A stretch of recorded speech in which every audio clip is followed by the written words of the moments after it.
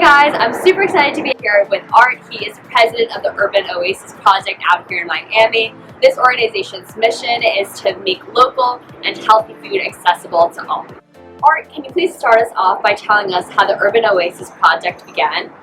The Urban Oasis Project started about 10 years ago. I moved down to Miami and was really surprised to not find much of a local food movement happening at all here. So I met someone who had some ideas to create more food, less lawns, and we started building a grassroots organization together. So we had potlucks, we started planting gardens, and that led into running farmers markets. So now we run 5 different farmers markets. We have an online virtual farmers market due to the pandemic. And we still are building gardens. We built over 150 gardens around Miami. We always accept SNAP benefits at farmers markets, and we double the value of them because it's really core to us to make a food movement that is accessible and available to everyone. So we really incorporate not just an environmental lens, but a racial justice and a social justice lens to the food movement. So I know that the Urban Oasis Project does a lot of projects throughout the year, so can you please give us a little bit more information about your gift gardens and Project Maracuya? Yeah, so Urban Oasis Project, besides just running farmers markets and accepting the SNAP benefits at them, we also help people connect with their food in an even more tangible way where they're growing their own food. It's a core part of education that a lot of people have lost and just need a little help to get started and a little training. So we plant gardens with people on a sliding scale basis, and we have one full-time person that does that. And people usually get a 4 foot by 8 foot starter garden and a little training, plants, whatever support they need to get through a season. They have total ownership of that garden. They get to harvest it themselves. We usually do it at their home, if they're renting or whatever. As long as they can at least have one season with the garden, we feel like it's really worth it. And then Project Maracuya, we started this year to really increase the free food distribution to the most severely impacted people.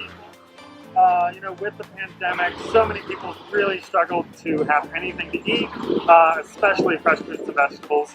So we've had all of our clients, our customers at markets and other donors just donate tremendous amounts of money to be able to fund a full-time person who finds people that really need fruits and vegetables, and we send out anywhere from 20 to 40 boxes every week, and then sometimes we have special projects with schools and community health centers where we might do another 40 to 100 boxes during the week. What do you believe the impact is of every purchase here made at the farmers market? When customers shop at the farmers market with us, they're supporting the whole organization. It gives us, we're a nonprofit, but we run on business principles, so we have very little grant funding.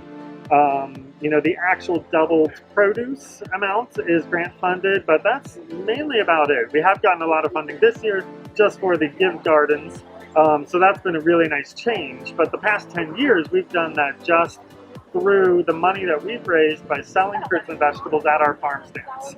We aggregate from over 20 different local farms, so that connection is being made from the consumers to the farmers that they otherwise couldn't necessarily make. A lot of our local farms aren't set up to go to farmers markets. So they've had a real marketing problem of getting out to the customers.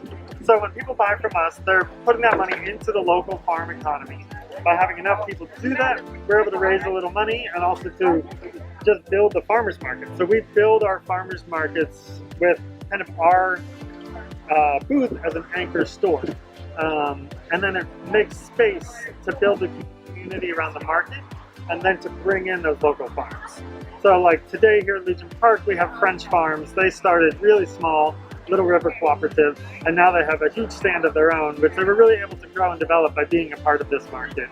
As well as other ones have started here and then grown off to serve other areas in the community once they establish a clientele, establish a name, and really learn how to be at a market and interact directly with consumers.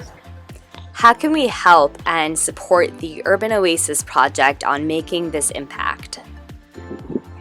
Yeah, our mission is just to really build a local food movement that's accessible and available to everybody. So that can be shopping with us online, donating, It can be volunteering to help build gardens.